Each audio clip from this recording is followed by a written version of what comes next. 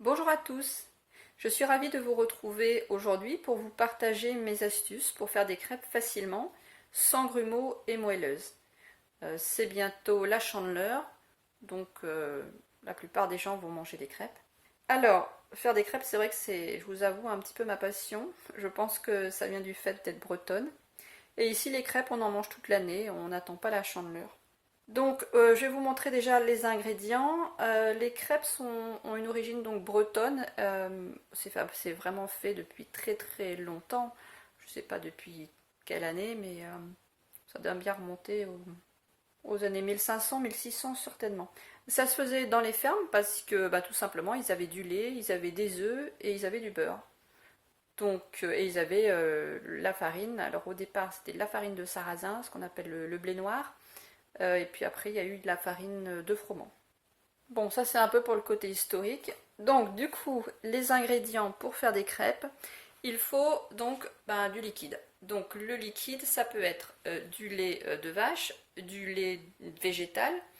Maintenant, avec toutes les allergies, les intolérances qu'il y a, c'est vrai que les crêpes, vraiment la recette est complètement modifiée.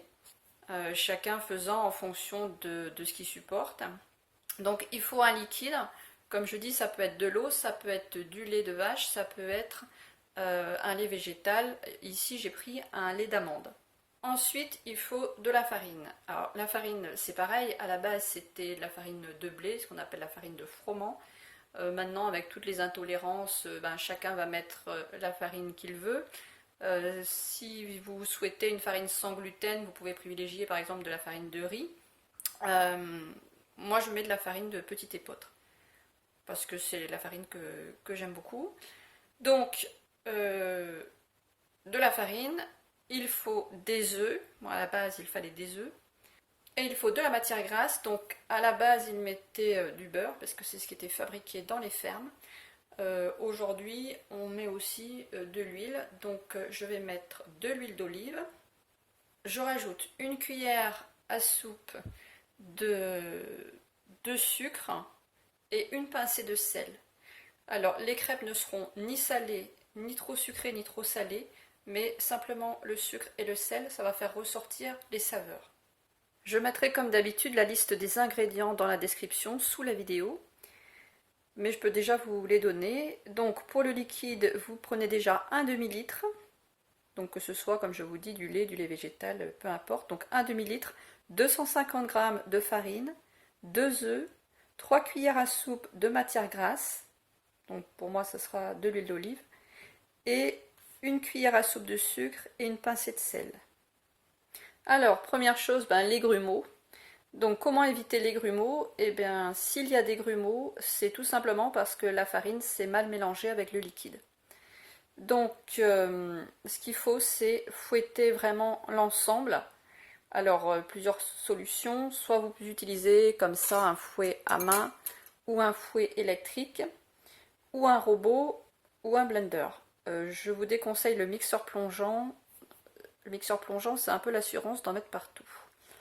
Et si vous en mettez dans un robot, il faut que le robot soit fermé parce qu'autrement, quand ça va tourner, ça va. C'est pareil, hein, il va y en avoir partout.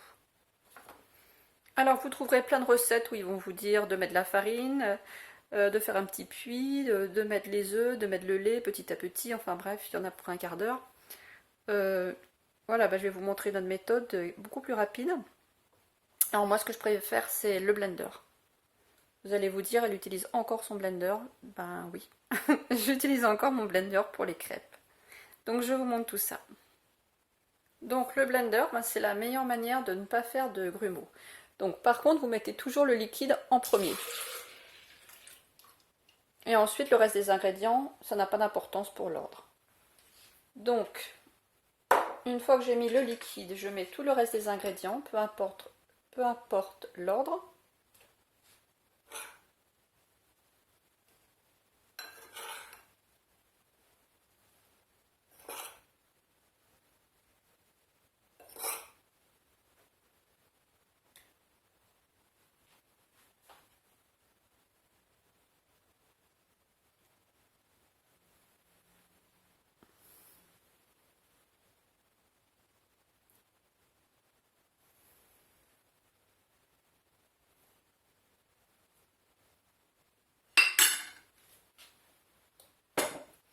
Alors, j'ai déjà essayé de faire des crêpes sans matière grasse, mais franchement, c'est assez difficile. Parce que les crêpes, on a l'impression que ça ne cuit pas, ça ne dort pas. Enfin, c'est... Autant on peut faire des crêpes sans produits laitiers, on peut faire des crêpes sans œufs, mais faire des crêpes sans matière grasse, c'est très difficile. Pour le sucre, je n'en mets pas beaucoup, je mets simplement une cuillère à soupe comme ça, une petite cuillère à soupe. C'est pas vraiment pour donner un goût sucré, c'est plutôt pour faire ressortir les saveurs. Parce qu'une cuillère à soupe, vu le nombre de crêpes qu'il y aura, on sentira même pas le goût du sucre, mais ça va faire ressortir le goût des autres ingrédients. Je mets aussi une petite pincée de sel, c'est pareil. On ne sentira pas le goût salé. Voilà, vraiment un tout petit peu. Et encore là. Voilà, donc j'ai tout mis dans le blender. Maintenant, on va mixer l'ensemble. Alors, vous allez vous dire, ça va faire des grumeaux, mais non, ne vous inquiétez pas, ça n'en fera pas.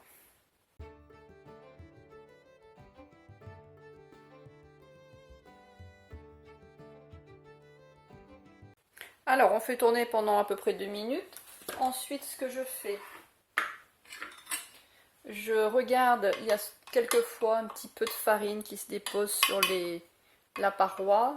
Donc, avec une cuillère à soupe, voilà, je vérifie qu'il n'y a pas des morceaux de farine qui se sont déposés. Et puis je vais remixer encore 1 minute ou 2.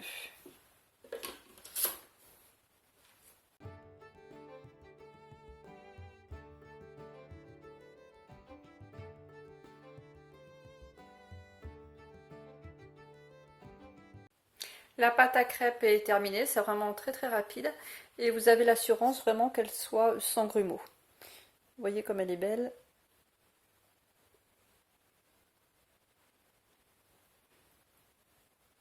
Alors je vous montre la texture, vous voyez. Et il n'y a absolument pas de grumeaux dedans. Alors maintenant on va laisser la pâte à crêpes reposer. Je la laisse reposer pendant 1 heure. C'est important parce que ça permet à la farine de gonfler dans le liquide. Et par contre, ce que je fais, je mets une assiette par-dessus pour protéger, simplement éviter qu'il y ait des poussières ou des moucherons qui aillent dedans. Restez bien jusqu'au bout parce que je vous montre ensuite comment faire en sorte que les crêpes soient moelleuses. Alors, la pâte a bien reposé pendant 1 heure. Donc maintenant, on va cuire les crêpes. Alors, vous utilisez ce que vous avez, une poêle, une galettière, ce qu'on appelle une galettière, un bilic si vous avez. Les bilics, c'est les grandes crêpières qu'on trouve dans les crêperies. C'est super bien, mais ça prend beaucoup de place, donc c'est vrai que pour les particuliers, c'est pas évident, il faut avoir de la place pour en mettre. Alors, moi je vais prendre une poêle. Alors, on va commencer par mettre un petit peu d'huile au fond de la poêle. Moi, je vais le faire avec un essuie-tout. Très peu, c'est pas la peine d'en mettre beaucoup. C'est surtout pour pas que ça attache. Pour pas que la pâte attache. Et en même temps, ça va colorer un petit peu. Avant, ils faisaient ça avec du saindoux, c'est-à-dire de la graisse de porc. C'était dans le passé. Il y en a qui en utilisent encore, mais beaucoup moins. Donc moi je mets de l'huile d'olive. Alors vous faites cette opération à froid pour pas vous brûler. Ensuite vous allez commencer à chauffer votre poêle. Alors les crêpes ça se fait toujours sur une poêle chaude. On dit souvent la première crêpe est ratée, ben oui c'est pas étonnant. Si la première crêpe est ratée, c'est pas parce que c'est la première crêpe, c'est tout simplement parce que la poêle ou la crêpière, la galettière n'est pas assez chaude. Donc qu'est-ce qui se passe? Et ben la pâte elle ne cuit pas et puis ça attache et puis c'est une cata. Donc on commence par faire chauffer sa poêle. Alors il faut donc avant de mettre la pâte à crêpes, il faut que la poêle soit chaude. Alors évidemment, je ne peux pas vous dire combien de temps vous allez laisser chauffer votre poêle, parce que ça dépend de plusieurs choses. Ça dépend du matériau, si c'est une poêle en fonte ou en céramique ou autre. Ça dépend si vous avez une crêpière électrique, à gaz. Ça dépend de tellement de choses. En fait, plus une question d'expérience, d'habitude, qui vous permet de déterminer combien de... si c'est assez chaud ou pas. Alors maintenant, si c'est trop chaud, ça va pas non plus, parce que votre pâte à crêpes, elle va tout de suite commencer à cuire, ça va être... c'est pas bon non plus. Si c'est pas assez chaud, c'est pas bon, parce que ça va attacher. Donc, bon, c'est une question d'habitude en fait. Alors, pendant que la poêle est en train de chauffer, je vais vous montrer quand même la quantité à mettre. Alors là encore pareil, ça va dépendre pardon, de la taille de votre poêle et de la taille aussi de la louche. Donc vous prenez une louche, par exemple, moi pour la poêle que j'ai, je sais, et bon là je le sais parce que j'ai l'habitude, voilà, il faut que je mette ça comme pâte. Si j'en mets plus, ça va être trop épais, ça sera pas bon. Et si j'en mets moins, si je mets, admettons, ça, ben, j'aurai pas assez de pâte pour toute la taille de la poêle. Donc toujours pareil, ça va être en fonction de la taille de la poêle. Vous saurez par habitude quelle quantité de pâte vous devez mettre. Donc pour la température de la poêle, bon, moi ce que je fais, je pose tout simplement ma main au-dessus. Et évidemment ne vous brûlez pas, hein, n'allez pas mettre votre main dessus. C'est juste, je sens la chaleur et je sais à quel moment je peux mettre la pâte. Bon là ça va être bon.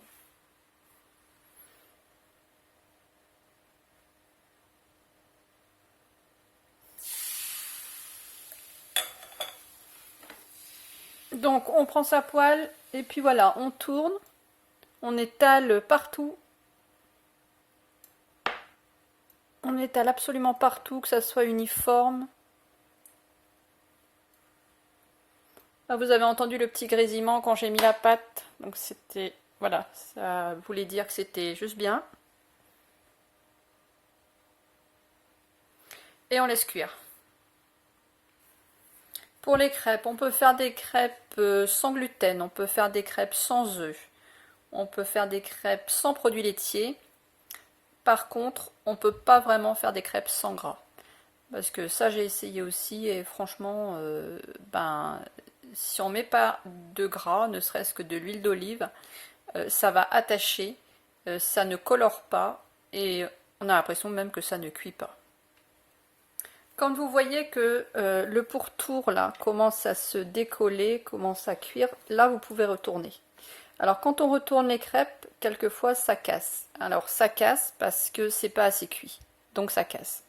Mais si on laisse suffisamment bien cuire la première face, il n'y a aucune raison que ça casse. Donc avec cet appareil, je trouve ça très pratique. Donc on décolle tout simplement, on glisse en dessous et hop, on retourne. Et on laisse cuire la deuxième face. Alors pourquoi je dis on laisse cuire la deuxième face? Parce que j'ai remarqué qu'il y avait une nouvelle mode. J'ai vu ça dans des festivals ou autres. Ici on vend beaucoup de crêpes dans les festivals. Et j'ai souvent remarqué qu'on vend des crêpes qui n'ont été cuites que sur une seule face.